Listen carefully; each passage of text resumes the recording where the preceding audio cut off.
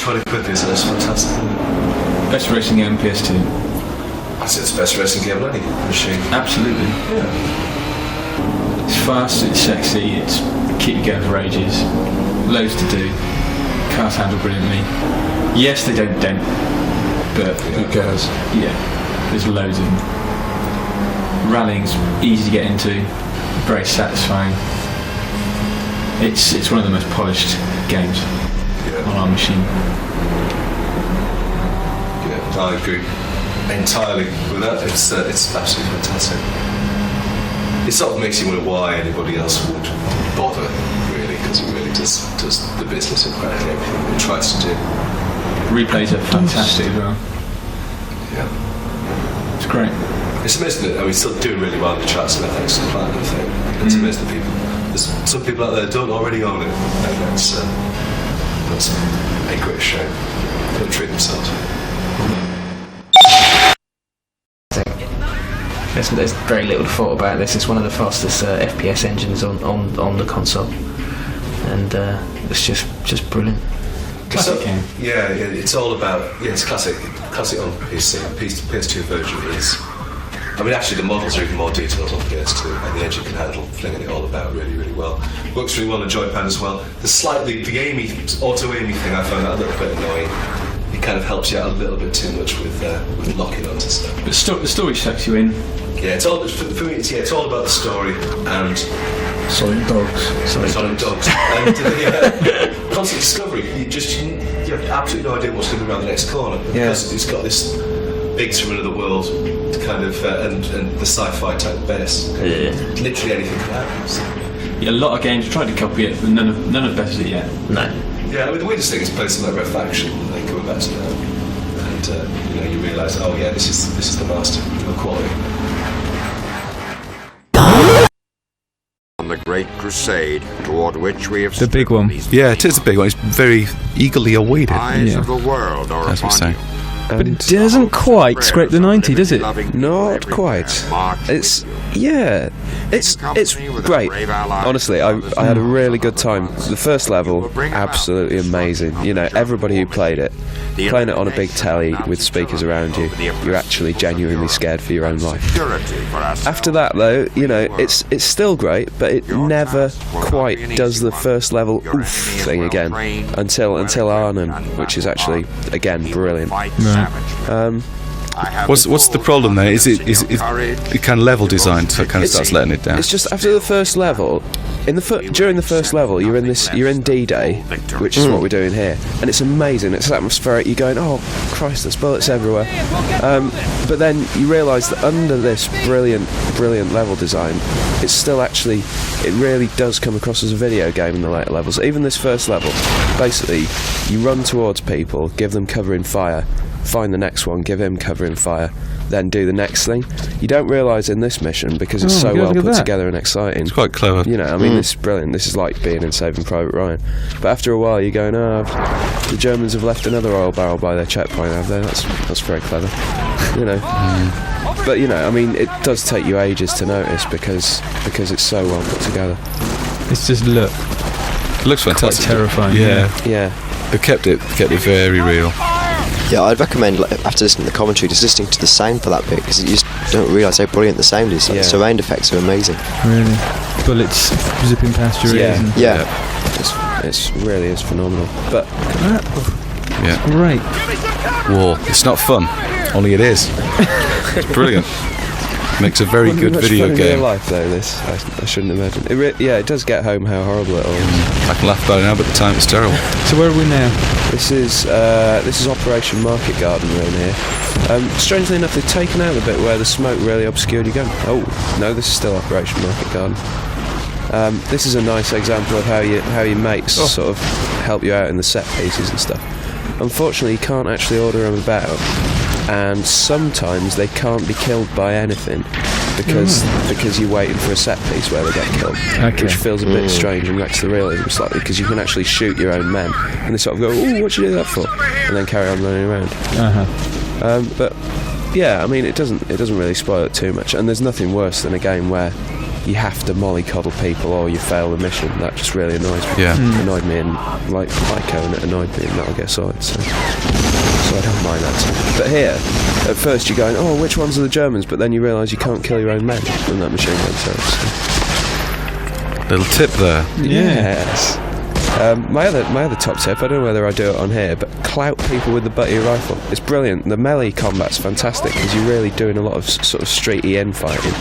And it's always a nice idea to whack someone with your rifle and shoot them in the head as they get out. These are tips about the game, not life now. Well...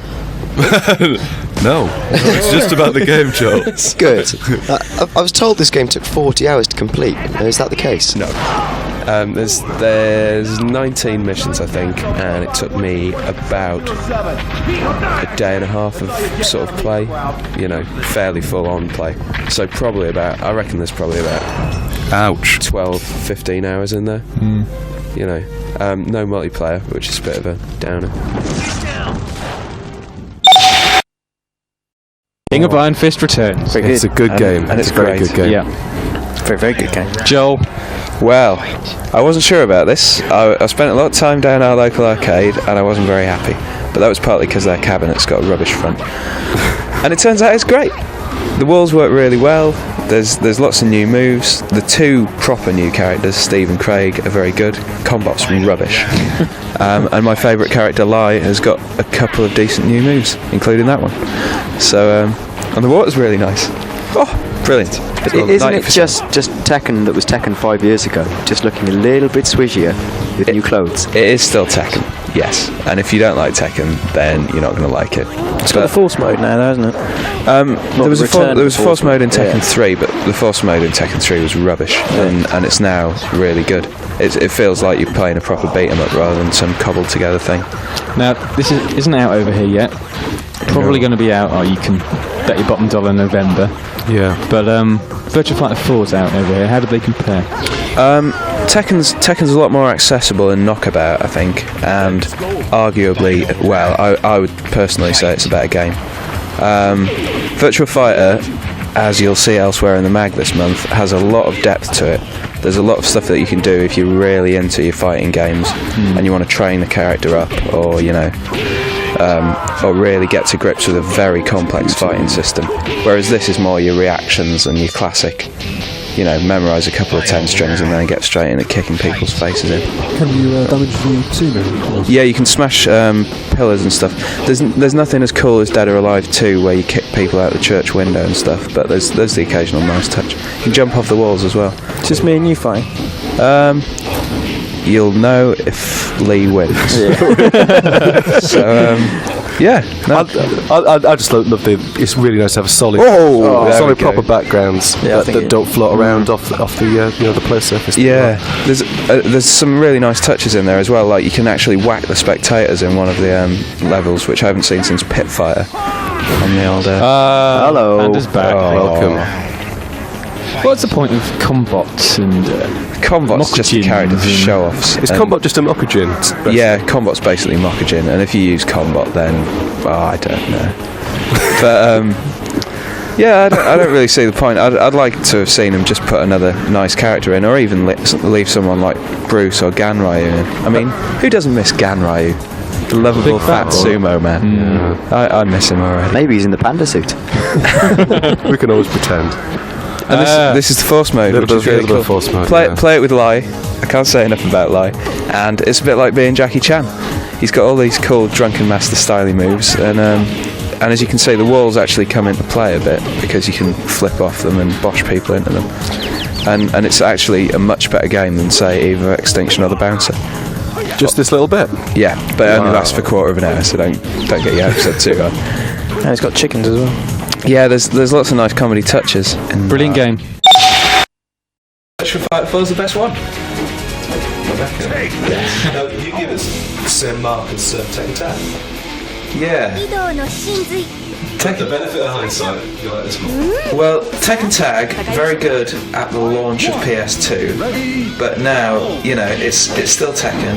It's not aged especially well, and Virtua Fighter 4 while it hasn't got as many characters and stuff, it's graphically probably going to be the best of even the foreseeable beat-em-ups coming out in the future. And it's just really good fun to play. Rewards practice, and yeah, I love it. It's nice and easy. I think I like it. Yeah, everyone feels good when they pick it up and start playing it. You feel like you really simple controls. You have the punching, the kick, push, kick, lock, and like you reminded me of like Silk Calm, where you feel like you know what you're doing. You feel really good about it. But the depth is there for the endless sheets of combos to get your head around. Eventual master. Loads of little details in the graphics, brilliant. So, Tekken Tag. Tekken Tag, the former master. But it was always a bit disappointing, wasn't it? I mean, even at the early days, it wasn't quite. It really wasn't that much added to Tekken, except I mean, it does look lovely in comparison to Tekken 3. But the tag thing, who cares about that? Lai here's got a few new moves which I really like personally because I love him. But well, the great thing is, out for 20 quid now, that's why it's in here. Because if you haven't got Tekken yet, obviously check out this current issue of PSM2 where we've got Tekken 4 reviewed. But at the moment, 20 quid in this country, you've got to buy this. I can't believe people haven't already got this. I think this, when it first came out, it was brilliant.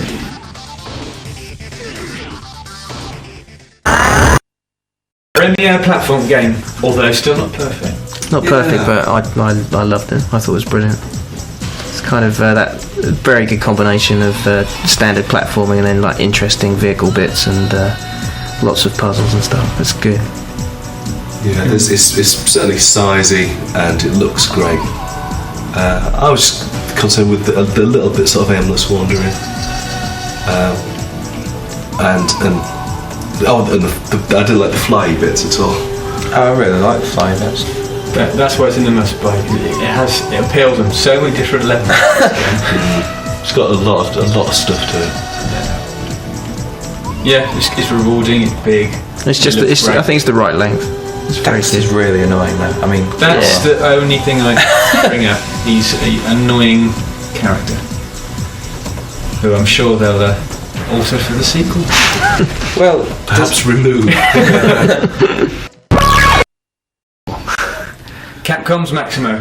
Yeah, well, little debate as to whether this class is a platformer as such. But I think it's a platform. Well, you jump on platforms, you smash crates, All the ingredients. It's an action-adventure stroke platformer. It's hard. Yeah. Looks great. Plays fantastically. Incredibly tight as well. There's like nothing loose about it. It's a quality Capcom product, really. Have they done a bad game? Couldn't survive it. Okay. But this is great. Yeah, it gets really, really infuriating when it starts like piling on the number of baddies and the narrowness of the platforms and the things spinning around that are going to kind of take you out. But it's always part of a learning curve. You know, even in the worst bits, you're gonna get past it. Nice one from Namco. Yeah. I mean, it's here because it is the third best platform on PS2. But given that PS2 doesn't have a really fantastically cracking platformer, it's here, just really making it up. So. I mean, it scored 70 odd, which is a decent enough score. Yeah. But since this category is all about must buy, it's a strange one. It's one of those games that's not going to appeal to everyone because it's mock 3D. The pandemonium started on PS1. It's a fun, good-looking, quality little game. I much prefer the exploration and the depth of something like Jack and Daxter. This is, you can see where you're going, and basically you're using left and right on the joypad to negotiate this stuff, and so it looks fantastic, and you feel like you're achieving something. But it might as well be all be flat. It's making things look slightly more interesting than they actually are. Going to happen, always going to be the bestseller, the one everyone's been talking about for years, and to an enormous degree, it doesn't disappoint at all. Yeah, occasionally at the end, the last half hour, you just want to get involved rather than sitting and watching things. I think it comes down to it's a very Japanese game, and when that final hour kicks in and there's an awful lot of talking and an awful lot of nonsense in there, then you kind of lose a bit of interest. But enough about that. What about all the really exciting stuff, like the holding up guards, the making people wet themselves, all this stuff that we've only been finding since we've completed the game like 3 or 4 times now, and it's just amazing what's in there. If you look at our tips guides and stuff that we've been doing, loads of little details you just miss first time round. Yeah, because you can dash through it the first time round, and you'll miss everything. Another game that just keeps Absolutely giving. fantastic. Yeah. This is what PS2 is all about. Yeah. The amount of, the machines that this game must have shifted. I mean, I'm sure there's people that aren't really into video games at all, and they've just been absolutely hooked by it. It's just amazing. They can't believe the stuff that you can do. They can't believe, that it's so free form. There's so much stuff happening. I mean, there's brilliant stuff like you do a mission and then you're wondering about things. Now what happens? And you can hear a phone ringing. And you walk down the street and the phone on the street corner is ringing. You pick it up and the guy offers you a mission. You don't have to do any of this stuff. You can do what the heck you want, and that's what the game's all about. And that's why people Go and be really a fireman or a vigilante if you fancy it, or just be a psychotic Taxi driver. nutcase. Spend ages on it. Just dominated the charts, and you can see why. I mean, even now we're still finding stuff out about it. Very deep, complex games to one very cool game about bashing things with swords and shooting them a lot. This is a game that makes you look cool. Yeah. You knock things in the sky, you shoot things in the sky, you knock things on the floor, you shoot them on the floor. You jump about the place. You slash them, you shoot them, you blow them up. You punch them with your big fiery You turn guns. into a devil. You fire out and you pop lightning going. I can't You're starting to worry how me about exciting this game is. Wallop. That's what you want. And if you've any doubts about the hacky slash combat getting a little bit repetitive, there's always the underwater bits, which are terrible. But anyway, there's always just the sheer variety of environments and lots and lots of different baddies. There's a smattering of puzzles in there as well. Yeah, a little token kind of. No, they're not. A little bit of punching.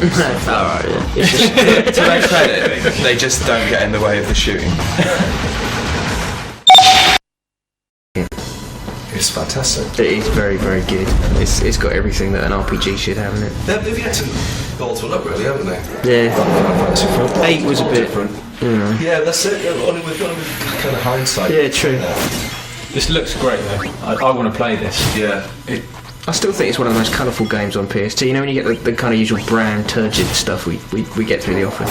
When you see it, it's just so colourful. Yeah, the water sequences, fantastic. And everything's got kind of little added half touches, like getting things right, just to finish off a kind of killer move. Was that an overdrive or Yeah. This is out in June over here. It's going to. I hope it's going to be huge.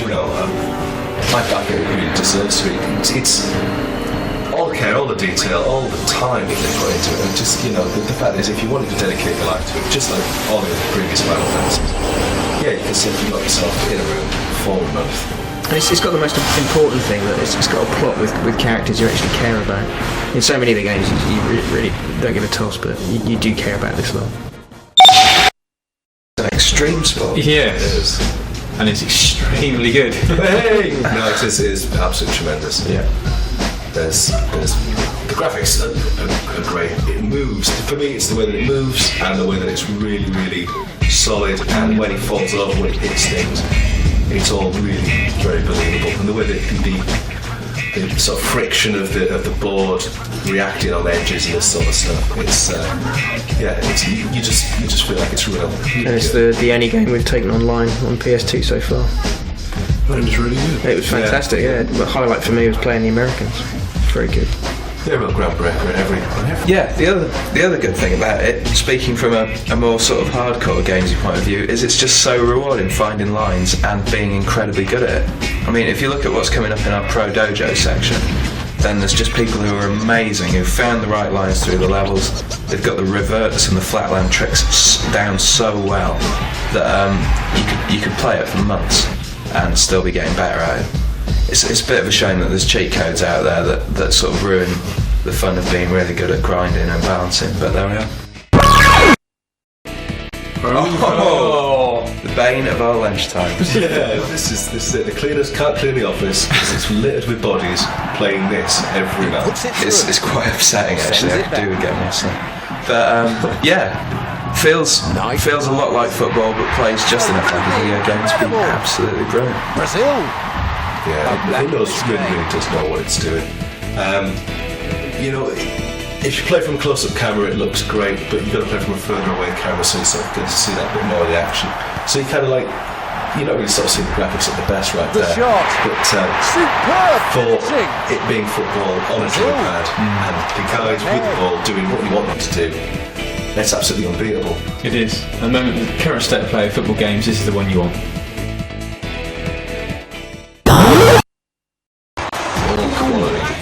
I'm going to be contentious here and say I actually prefer this to Tony Hawk's, even though it's number one. It's a close thing, it really is a close thing, because this is, I know the amount of play that this game is in the office. Yeah, they're not the same game, despite the board trick similarities.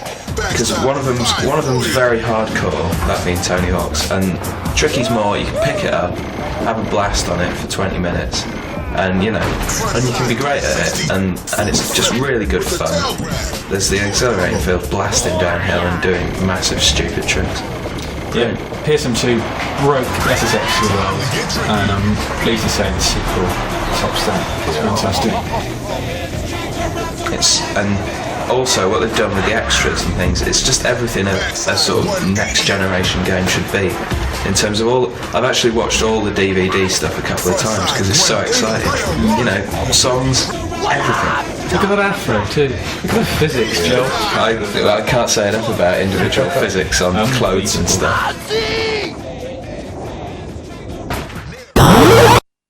Who don't agree that GT3 is the best driving game ever and prefer real speed.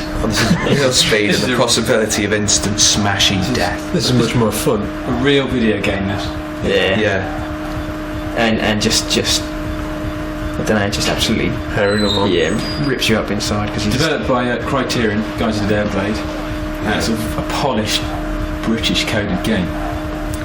It's beautiful. It's all about the speed. It's all about the oncoming traffic and It's all about driving dangerously. the potential for disaster at any second. It does that brilliant only in a game thing of rewarding you for doing really stupid things. You know, just like the old do tricks to get boost, except it's go really close to oncoming traffic to get boost, which Drive is on the wrong side of the road. And strangely enough, going even faster, just so that you're more likely to die. It's great. Fantastic. Another quality British product. It's nice to see it. This is again super slick, really detailed graphics. Handles superbly. Not as difficult as we thought it was originally. We expected something really hard, but I know, speaking to a lot of people, they completed it quite quickly. But that's not what it's about. It's about the experience of rallying. Some bloke bellowing in your ear, giving you instructions. Just sun. Look at that flare! Brilliant. It's still completely holding its own against all the wannabes that have come on since. Yeah, there's a lot of rally games coming out, but this is the one we want to get at the moment. I mean, V-Rally 3 is V-Rally 3 Colin, but actually got it into Beta really. And of course, it's the 2002 version of this, which is come out in 5 years. Yeah, great replays. Cars get completely knackered. You get mud caking it by the end of each race. That smashed windscreen here. It's just beautiful detail. It's really good. Deus Ex. Yes, Deus Ex. indeed, by any other name. Yeah, it's great. It's Millennium Game of the Year, of course. This one of those games absolutely massive on PC. They absolutely went mental, but who knows? I'm not really sure why it doesn't really seem to work for me on PS2. Very, very good, but not quite a console first-person shooter. Maybe it's I think it's kind of, Maybe it's a little bit too involved. Yeah. Again, it's my love of immediacy and being able to bash things and shoot them. But then the level of details is, one of the reasons that makes it so great. Once it's a slow grower, but once you're in there, it's like you can do so much. Yeah, but then you've got that with something like Half-Life, but it sort of eases you in and makes everything instantly accessible and introduces things in a really clever way. Yeah, but then again, Half-Life, isn't as open or as broad as this, which is, what you'd be buying it for. I guess you want a first-person shooter with, I mean, you're probably like slightly dissatisfied with Red Faction, with the kind of slightly enclosed horizons on it, and this you can literally get up to whatever you want to pretty much. It's kind of like GTA 3, but in a kind of darker, more somber setting with guns and no girls.